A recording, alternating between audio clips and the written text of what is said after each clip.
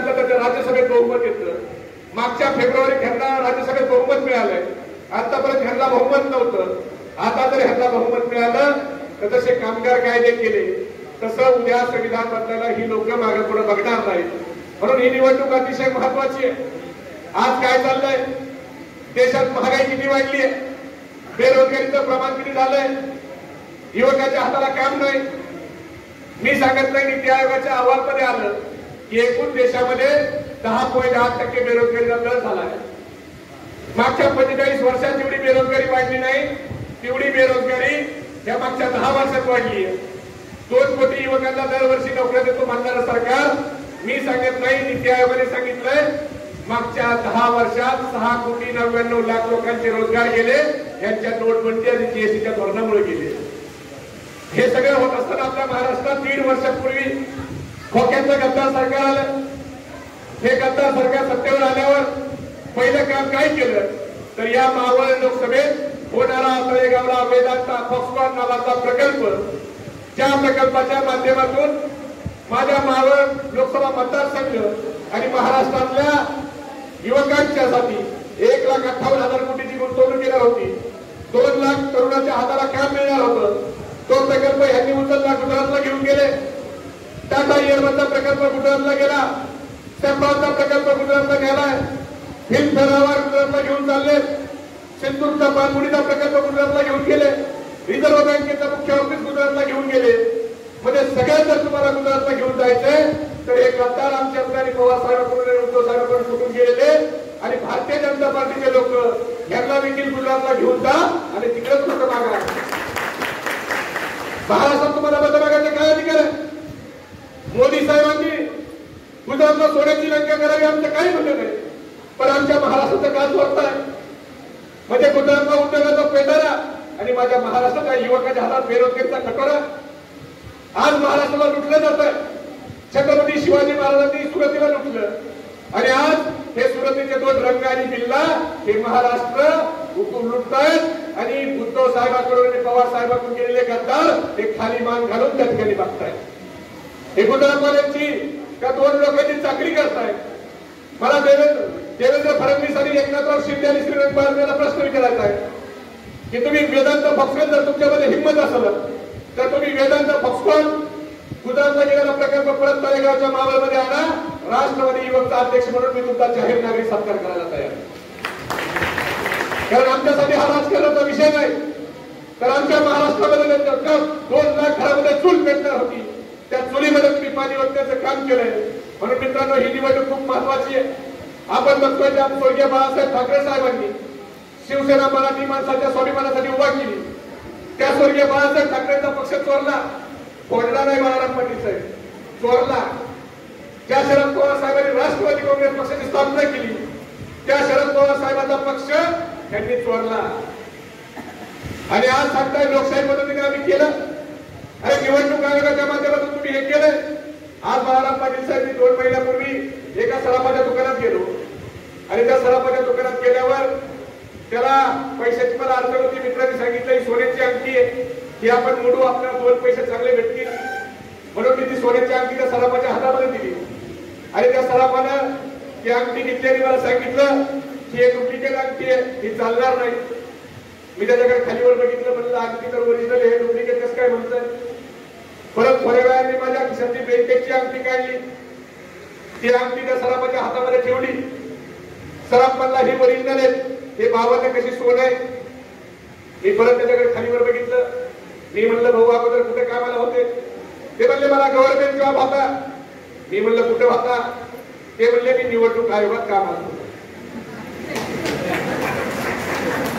म्हणजे आजचा निवडणूक आयोग हा भारतीय निवडणूक आयोग नाही, तर भारतीय जनता पार्टी निवडणूक आयोग झाला आहे. म्हणून आपल्या सगळ्याला जागरूक राहून मतदान करण्याची गरज आहे. मोदी साहेबांनी आपल्याला किती आश्वासनं दिले होते? 2014चं मोदी साहेबांचं भाषण आपल्याला कुणाला आठवतंय का? काय म्हणले ते मोदी साहेब? 15 लाख मात्र पक्के लक्षात आहे. काय म्हणले ते? अजून 2 कोटी रोजगार. अजून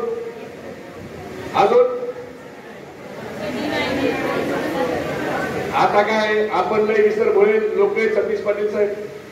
पण मी एकदाच संजोग भाऊ मोदी साहेबांचं 2014ला भाषण ऐकलं, परत त्या बाबाची मन की बात मी कधी ऐकली नाही.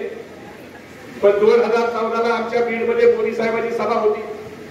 देशाचे प्रधानमंत्री पदाचे उमेदवार काय बोलणार होते आपण ऐकलं पाहिजे, म्हणून त्या सभेचा आवाज आमच्या राजीव गांधी गार्डन पर्यंत होता. तिथे एका चहाच्या हॉटेलला आम्ही चहा प्यायला बसलो आणि त्या चहाच्या हॉटेलच्या शेजारी काही फ्रूटचे गाडे होते. त्यात एक बागवानचा केळीचा गाडा होता. तो बागवान संजय भाऊ किती हुशार होता हे मला आज कळतंय, कारण मला मोदी साहेबांचाही आवाज ऐकायला यायचा आणि त्या केळीवाल्या बागवानचाही मला आवाज ऐकायला यायचा. मोदी साहेबांनी भाषण सुरू केलं. भाई और बहनों, 2014 में अगर भारतीय जनता पार्टी की सरकार बनती है और मैं देश का प्रधानमंत्री बनता हूं तो मैं विदेश में जाऊंगा, काला धन लेकर वापस आऊंगा और आप सबके खाते में यूं ही मुफ्त में 15-15 लाख रुपए डाल दूंगा. इकडून बागवान म्हणायचा क्या केलं. ही 15 लाखाची घोषणा बाळाराम पाटील साहेब तुमच्याकडे किती लोकांना खरी वाटली मला माहित नाही, पण दुसऱ्या दिवशी सकाळी एक पत्त्या माझ्याकडे ऑफिसवर आला. मला म्हणला भाई माझा नाही ओके कार्यक्रम झालाय. मी म्हणलं भाऊ काय झालं. म्हणलं आयुष्यात मला काही करायची गरज राहिली नाही. मी म्हणलं काय लॉटरी बिटरी लागली का काय तुला. मला लॉटरी लागायची काय गरज आहे. आपल्या घरात 10 लोक आहेत, 15 लाख गुणिले 10 दीड कोटी, 25 लाखाचं घर बांधतो, 1.25 कोटी शिल्लक.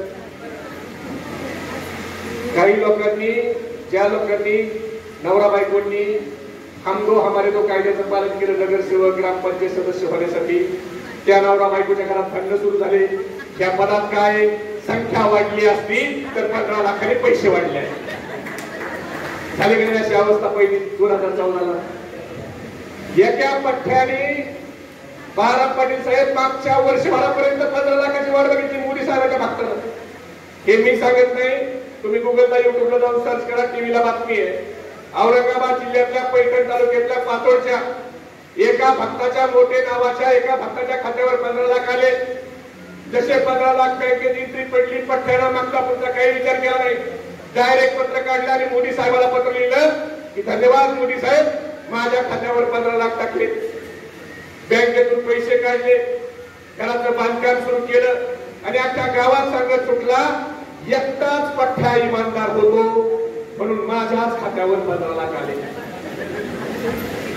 6 महिन्यापूर्वी बँकेनं त्याला प्रेमपत्र आलं आणि बँकेने प्रेमपत्रात म्हणलं की तुमच्या खात्यावर जे 15 लाख आले ते ग्रामपंचायतच्या वित्त आयोगाचे पैसे, खाते नंबर चुकलाय,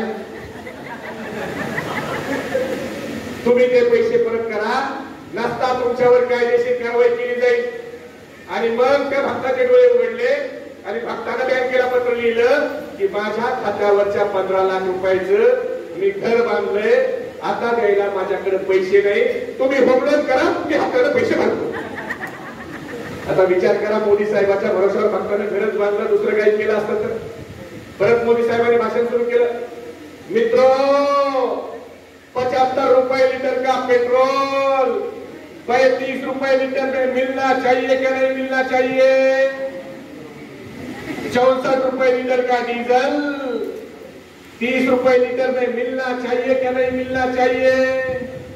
350 रुपए का रसोई गैस बहन जी 150 रुपए में मिलना चाहिए क्या नहीं मिलना चाहिए. इकडून भागवत क्या केलं.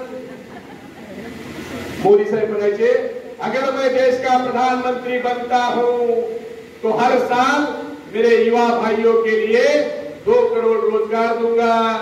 भागवत म्हणायचं क्या केलं. आता मला खरं सांगा, 10 वर्षांनी देवाची शपथ घेऊन सांगा, तुम्हाला पण वाटतंय का नाही मोदी साहेबांनी आपल्याला दिले काय. पण या सगळ्या गोष्टीवर तुमचं माझं लक्ष विचलित करायचं म्हणून निवडणुका निघाला हिंदू मुस्लिमची एखादी दंगल घडवायचा प्रयत्न होईल.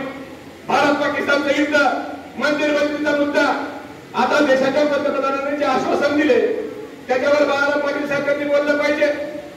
4 दिवसापूर्वी देशाच्या पंतप्रधानांनी सांगितलं पाहिजे महागाई किती कमी झाली, बेरोजगारी किती कमी झाली. हे न बोलता ते सांगतात की मुस्लिम समाजाची लोक हे जास्त आपत्ती जन्माला देत आहेत.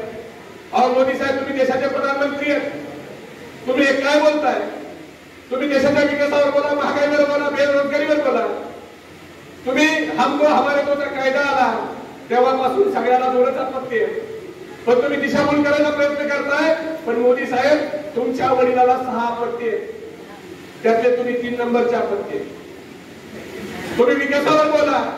जे लोक जातीपातीचं राजकारण करतात त्यांना मला एवढंच सांगायचंय की ना मंदिर की बात हो ना मस्जिद की बात हो, ना मंदिर की बात हो ना मस्जिद की बात हो.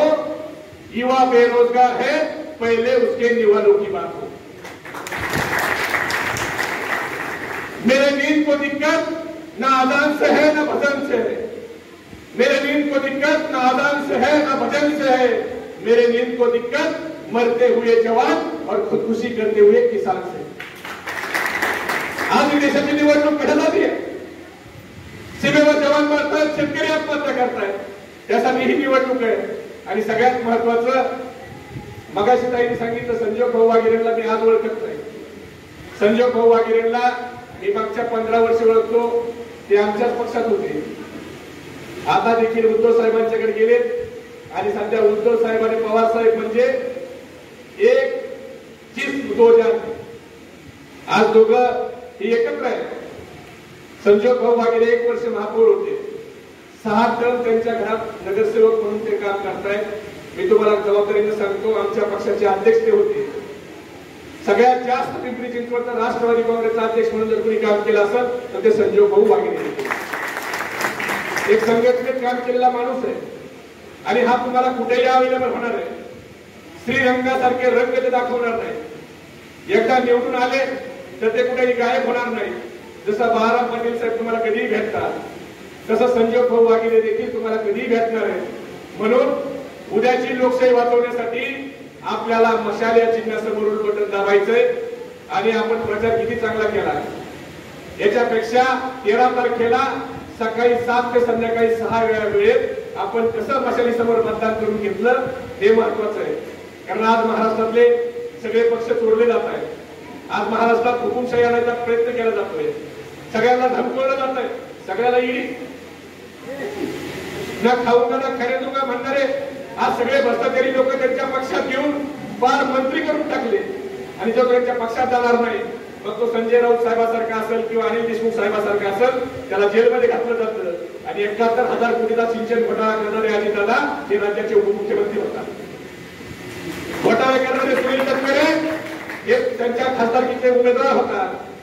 छगन भुजबळ साहेब, हसन मुश्रीफ, प्रफुल्ल पटेल हे सगळे घोटाळे करणारे लोक पावन झाले.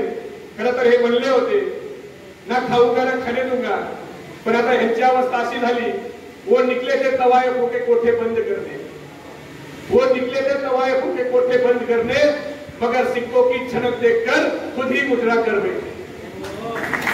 अशी अवस्था भारतीय जनता पार्टीने झाली. सगळे भ्रष्टाचारी आज त्यांनी घेतले. म्हणून ह्या लोकांना धडा शिकवायसाठी मित्रांनो, आपला मतदानात जसं आपण लग्नाला यात्रेला गावाकडे